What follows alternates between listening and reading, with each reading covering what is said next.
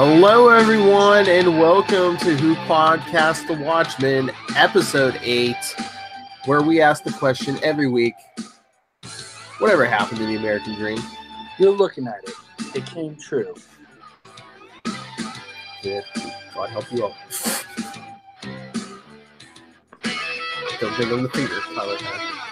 I am Phil, and as I said, that is Tyler. Yep. I didn't get a chance to get my my big old cigar I wanted to get. Nice. I will have to report on another episode, but I did not get to listen to it yet, but I guess on Howard Stern today, there was an interview with Jeffrey Dean Morgan. Nice. He got I saw a picture. He has like a big bushy beard now. I know. What's funny is he's supposed to be like the most BA character with Negan, but he looks less BA than he did when he was a comedian. So the facial hair is out of control. I'm thinking he dies in the season finale.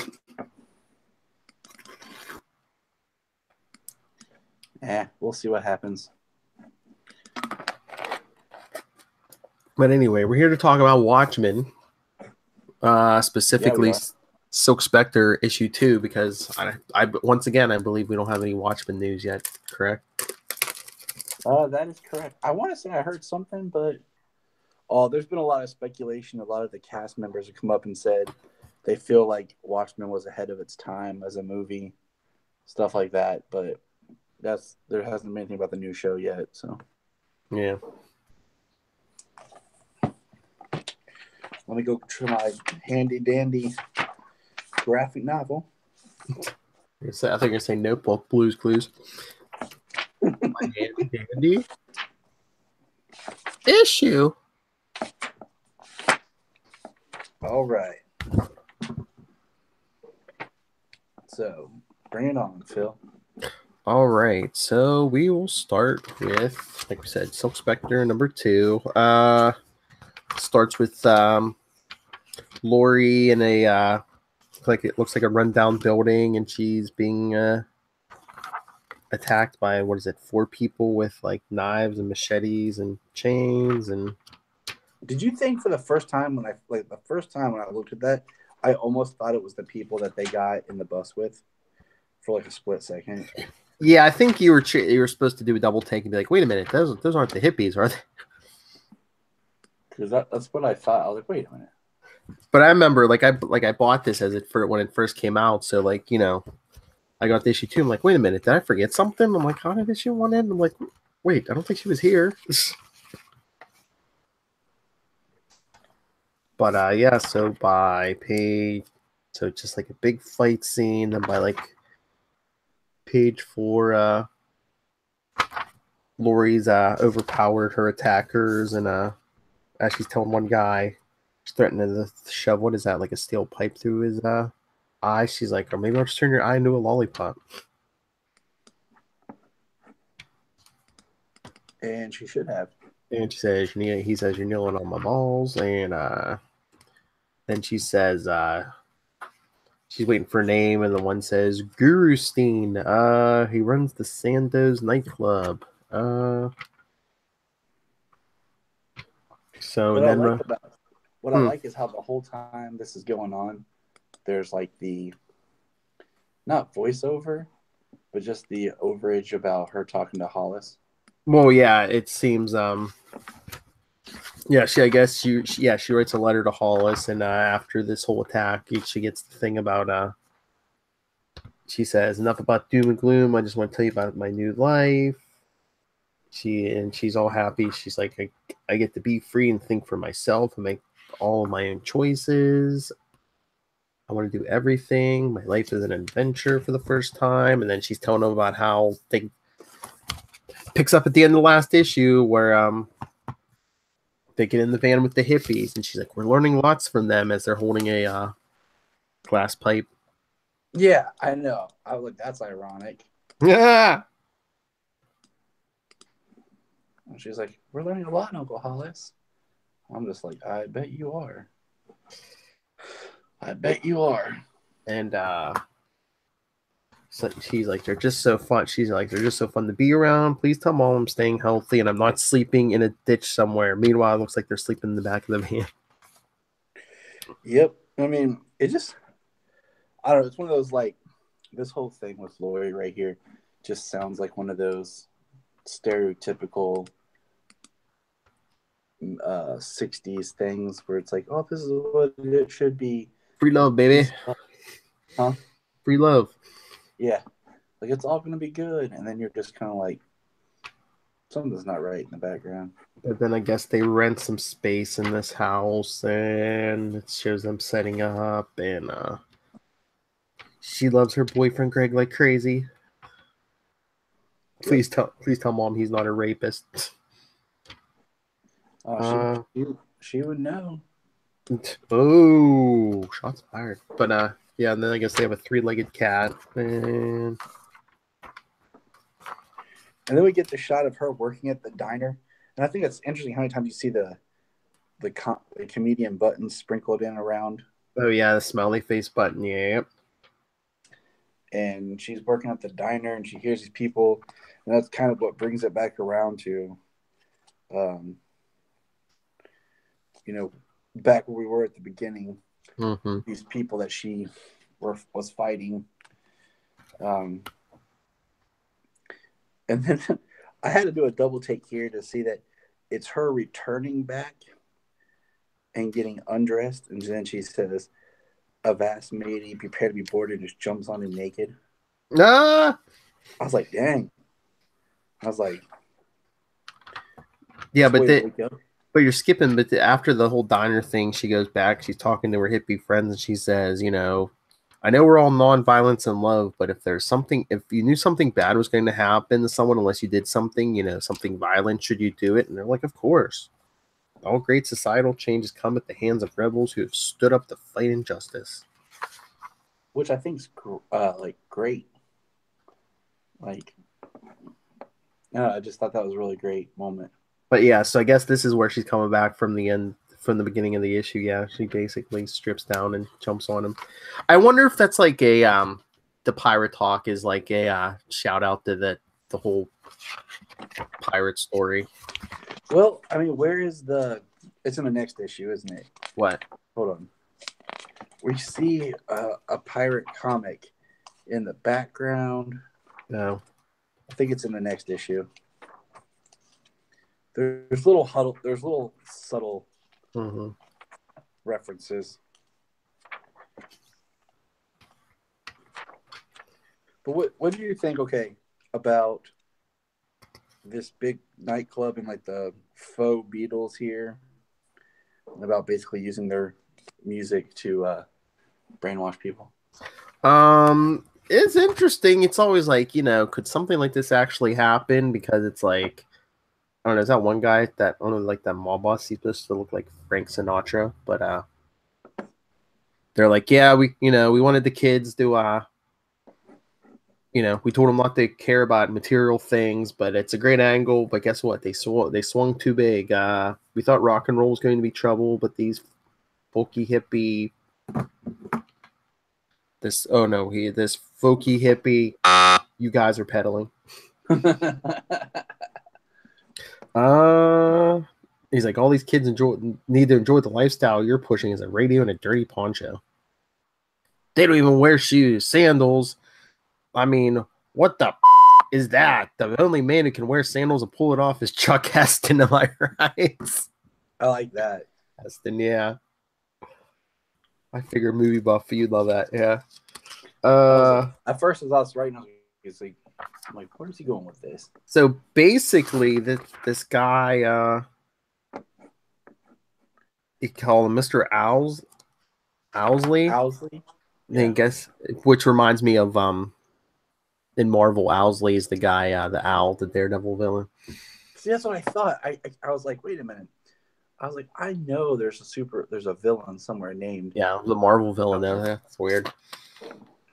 But yeah, basically he invented this LSD, which gets like KT5, which gets whoever takes it so really, really high, but on a deeper level, then it sends them messages that into their subconscious to buy and consume. which is crazy. Mm-hmm. When you think about that, they're basically poor and broke. They don't care. The rich just want more. Yeah, but like, once you want to sell to people who can actually buy stuff. And I guess they have singers and performers there because the Sinatra-looking guy's like, if you're out, you're out, but you won't be able to get a gig singing at a kid's birthday party. You dig me? Yeah, like I said, it's like the faux Beatles. Mm-hmm. And then and then this guy with the big afro, who we later find out is the Guru Steen that Laurie's looking for, is talking everyone into it.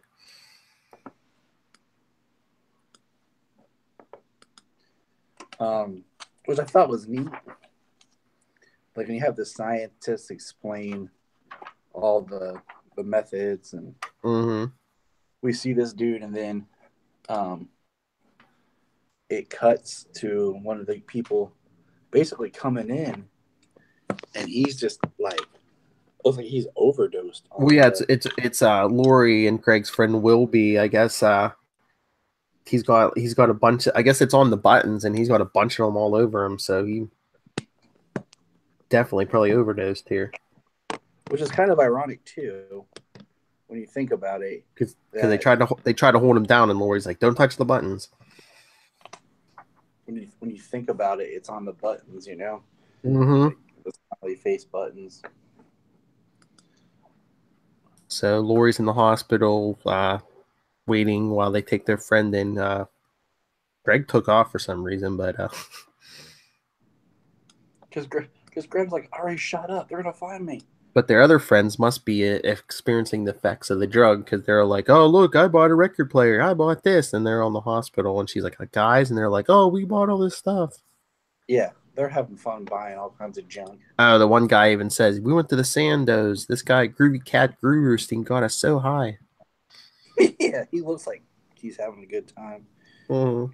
And then I like the next page where you have Laurie basically go in and beat up like the security guards, women. Oh, yeah. Because they're like, calling her little girl and little chickie. See, okay. So if you flip the page, well, it might be different on your layout, but like the next page after she fights all of them, that top panel is a comic book, and it's like she's referencing it. Oh, when she gets home. Yeah. Almost like she's Catwoman or something. Yeah, and then there's a pirate one in here later too. Mm. But yeah, I mean, she goes. She's looking for Guru Steen, and she fights the bodyguards, and then they're like, "Yeah, we hope you find." After she beats him down, they're like, the one's like, "Yeah, the chairman. I hope you find him. He's gonna crush you, Ladybug." She's like, "Yeah. Just tell him Silk Spectre is looking for him," which is kind of bold because she doesn't even like wear a mask. I know. Class is nothing. It's just. Well, that was her mom's thing too. I know. I guess she's not that famous, but if someone sees you walking down the street and you've beaten on them, they're gonna know who you are, probably.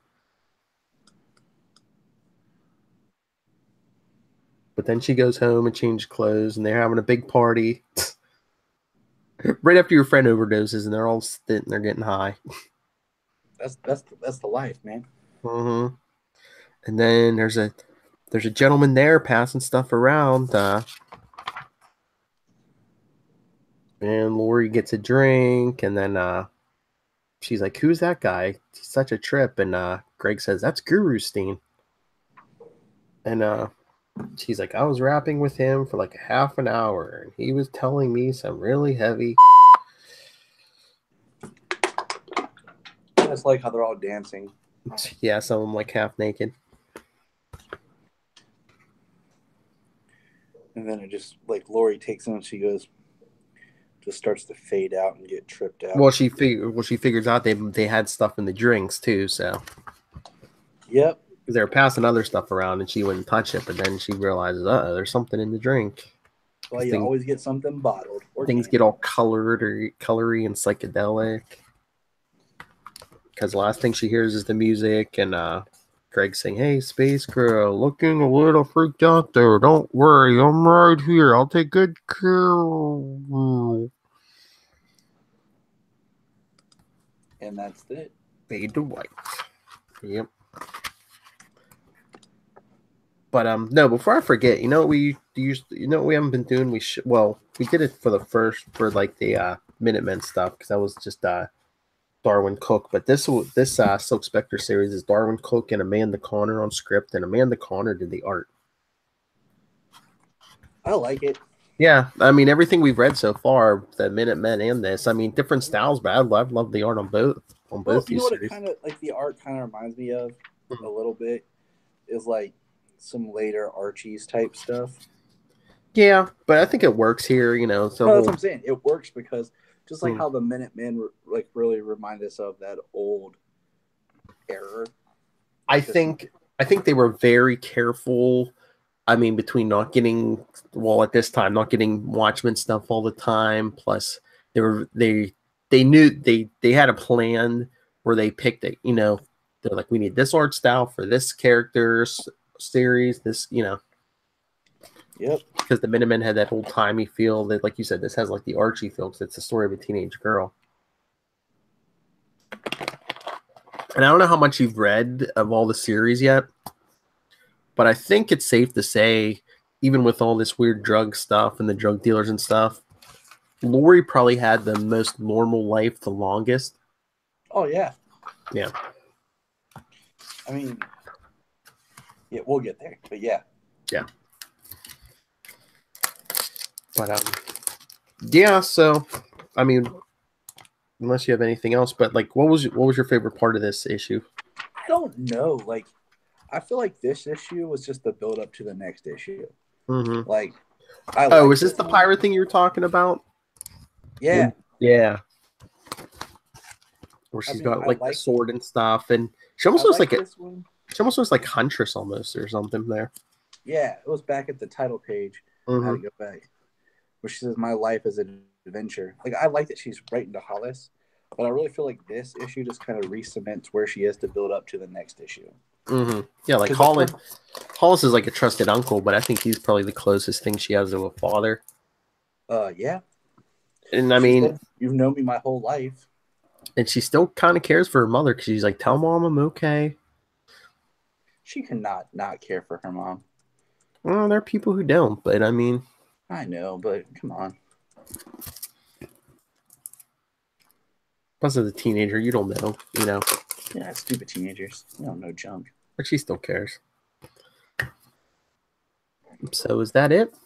Yeah, for this issue. Like, it's one of those, like, it's a good issue, but you really need it to get to the next one. Yes. Oh, yeah. And when you get to the next one, you can look back on this one like, oh, okay, I appreciate this one more. Mm-hmm. Oh, yeah. I mean, the pace is a little quicker just because this is a 4-issue miniseries instead of the 6 that Minutemen was. Yeah, I noticed that. Yes. So it kind of threw me for a loop when I was looking at them. But yeah, it's cool though. Mm-hmm.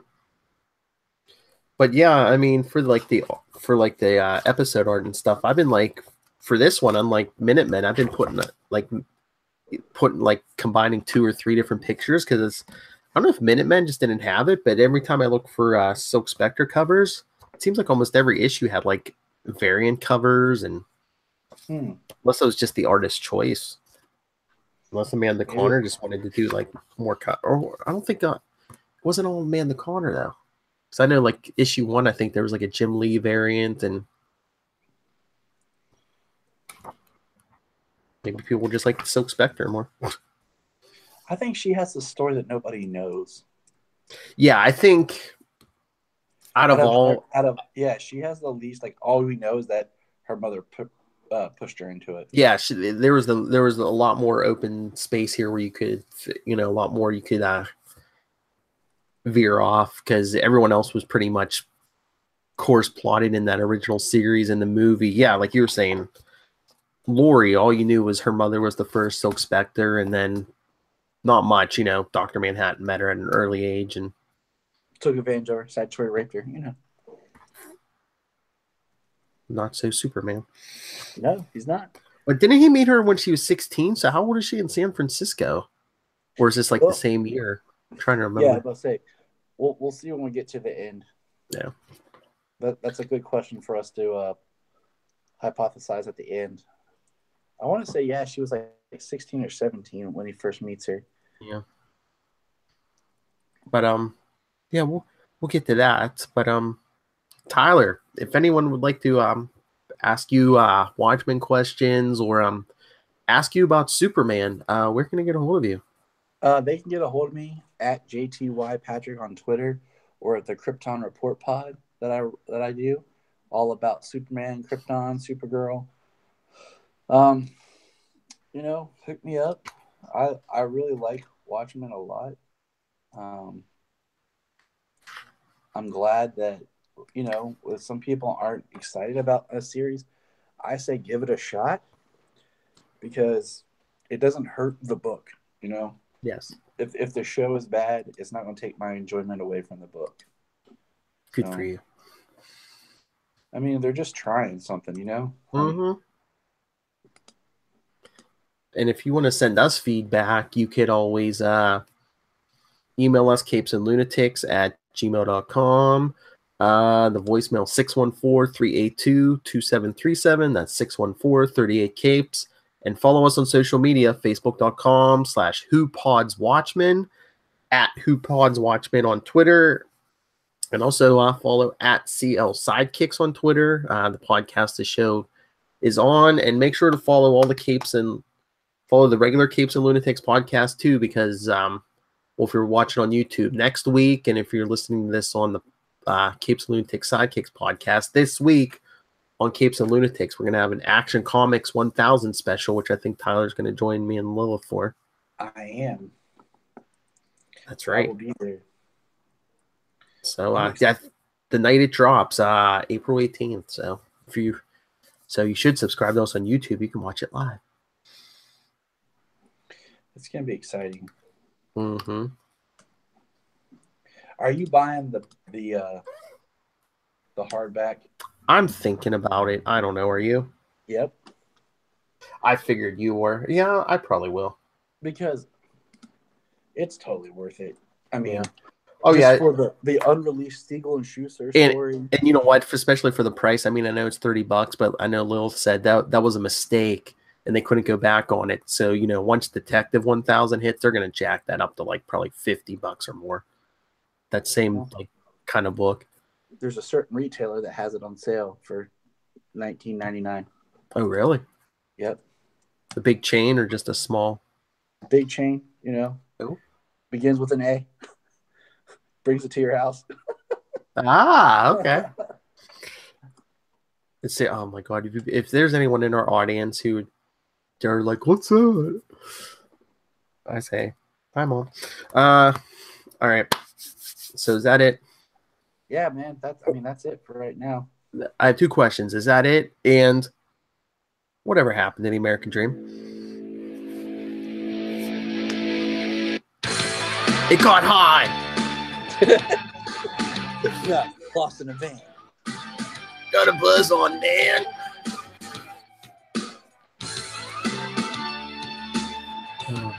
Crazy swinging 60s.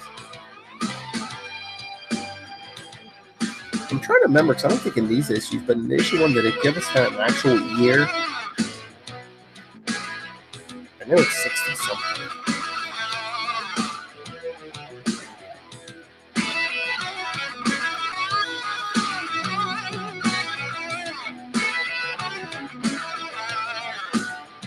That's all right. Just know it's somewhere in the 60s. Peace and love.